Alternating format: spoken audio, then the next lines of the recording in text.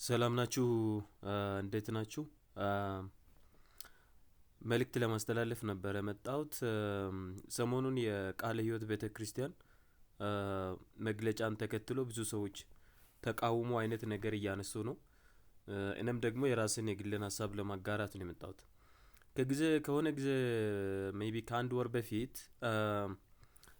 በጽሁፍ ለቅቄላችሁ ነበረ ሐዋርያ የሚባል አሁን አገልግሎት የለም ብዬና ይህንን የምናየው በመጽሐፍ ቅዱስ ነው። ሐዋርያ የተላከ ቢሆንም ግን መሰረት ለመመስረት የተላከ ነው። መጽሐፍ ቅዱስ ምን ይላል?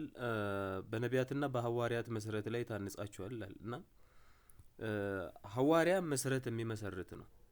ትልቁ የሐዋርያት አገልግሎት ስራቸው መሰረት መጣል ነው። መጽሐፍ ቅዱስ ኮምፕሊት አልነበረም። የእግዚአብሔር ፕሮግራም ኮምፕሊት አልነበረም።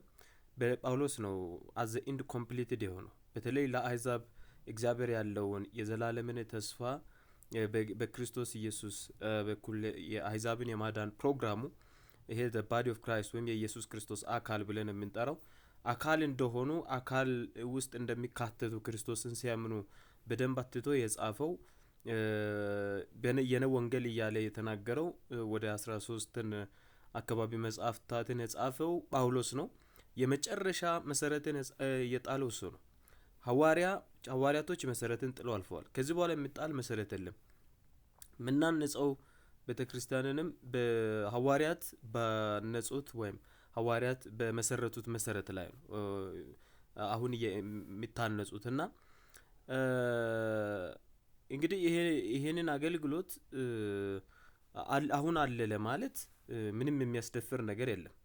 ምክንያቱም ኦሬዲ የተመሰረተ መሰረት ነው። የሚጻፍ መጽሐፍ የለም ተጨማሪ አስፈላጊ ነው ተብሎ የሚወሰድ የለም። ወንጌልን አገልግለው እነርሱ ለዚያ ወንጌል አልቀዋል። ለእግዚአብሔር ለሰው ልጅ ያለውን ፕሮግራም በእነሱ በኩል ገልጿል እና ሐዋርያት እንግዲህ በመጽሐፍ ቅዱስ ውስጥም እንደምናየው መጽሐፍታትንም ጽፈዋል። የእግዚአብሔርንም መመሪያ ፕሮግራሞችንም ለሰው ልጅ አውርደዋል። እንግዲህ ከነሱ ውጭ ሌላ ሐዋርያ የለም። የሚታወቅ ሐዋርያም የለም። የሾሙትም ሐዋርያም የለም። ከነሱ በኋላ ሐዋርያ ነህ ብለው እንደ ሐዋርያ ያገለገለም አንድም የለም። 12 ሐዋርያት ነበሩ፣ የበጉ ሐዋርያት በ12ቱ የእስራኤል ነገድ ላይ ይነግሳሉ ተብሎ እንግዲህ በትንቢትም የተቀመጠላቸው ኢየሱስ ክርስቶስም ማቴዎስ ወንጌል ላይ ተናገረላቸው።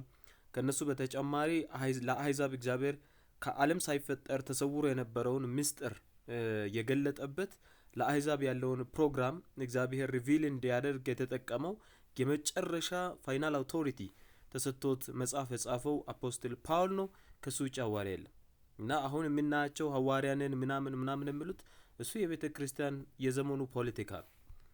የዘመኑ የፖለቲካ ስራ ነው። ሌላኛው የነቢይነት ኦፊስ ነው። ብሉይ ኪዳን ነቢያት የሚቀቡበት የራሱ የሆነ ስፔሲፊክ ፐርፐዝ አለው።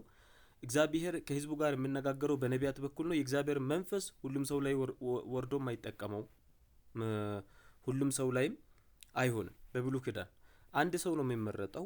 በዚያ ሰው በኩል እግዚአብሔር ህዝቡ ጋር ያወራል።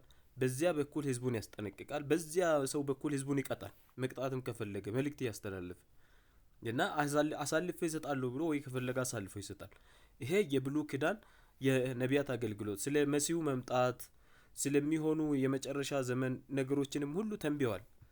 የመጨረሻ ደግሞ እንደ የትንቢት መጽሐፍ ወይም እንደ የትንቢት መጽሐፍ የሚወሰደው አንዱ የዮሐንስ ራእይ ነው። የመጨረሻ መጽሐፍ ከነሱ እንግዲህ ነቢይነት በዚያ ነው የሚለካው። መለኪያው ግን ትንቢት አለ። አሁን በአዲስ ኪዳን አማኝ ሁሉ መንፈስ ቅዱስ ማደሪያ ሆኗል። የእግዚአብሔር ልጅ ኢየሱስ ክርስቶስን ያመነ አማኝ በመንፈስ ቅዱስ ይታደሳል፣ በክርስቶስ ደም ይታጠባል፣ አዲስ ፍጥረት ይሆናል። አዲስ ፍጥረት በሚሆንበት ጊዜ የጌታ የእግዚአብሔር መንፈስ በውስጡ ይኖራል ማለት ነው፣ መጽሐፍ እንደምናገረው። ስለዚህ የእግዚአብሔር ማደሪያ ይሆናል፣ የእግዚአብሔር ቤተ መቅደስ ይሆናል። ስለዚህ የእግዚአብሔር ማደሪያና ቤተ መቅደስ የሆነ ሰው እግዚአብሔር በርሱ ይኖራል ማለት ነው። እግዚአብሔር በርሱ ይኖራል ማለት የእግዚአብሔር መንፈስ በርሱ ያወራል፣ የእግዚአብሔር መንፈስ ይመራዋል። ስለዚህ በአዲስ ኪዳን ኢቭን መጽሐፍ ምን ይላል? በመጨረሻው ዘመን በወንድና በሴት ባሪያዎች ላይ ከመንፈስ ያፈሳለሁ። ወንድና ሴት ባሪያዎች ትንቢትን ይናገራሉ፣ ጎበዛዝቶች ደግሞ ራእይን ያያሉ፣ ሽማግሌዎች ህልምን ያልማሉ እያለ ሲናገር እናያለን ሐዋርያት ሥራ ምዕራፍ 2 ላይ። ስለዚህ ይሄ መጨረሻው ዘመን ላይ በእግዚአብሔር በሴትና በወንድ ባሪያዎቹ ሁሉ ላይ ነው መንፈሱን ያፈሰሰው፣ አንድ ሰው ላይ አይደለም። የእግዚአብሔር መንፈስ አሁን በአዲስ ኪዳን የሚመራ በክርስቶስ ኢየሱስ ያመነ የሚመራ ሁሉንም አማኝ ነው። ሁለት ሶስት ሰው መርጦ አይደለም የሚመራው። እና ስፔሲፊክ ተደርጎ የነቢይነት ኦፊስ የሚባል ሐዋርያት የሾሙትም የለም። ሙሉ በሙሉ ማየት ትችላላችሁ።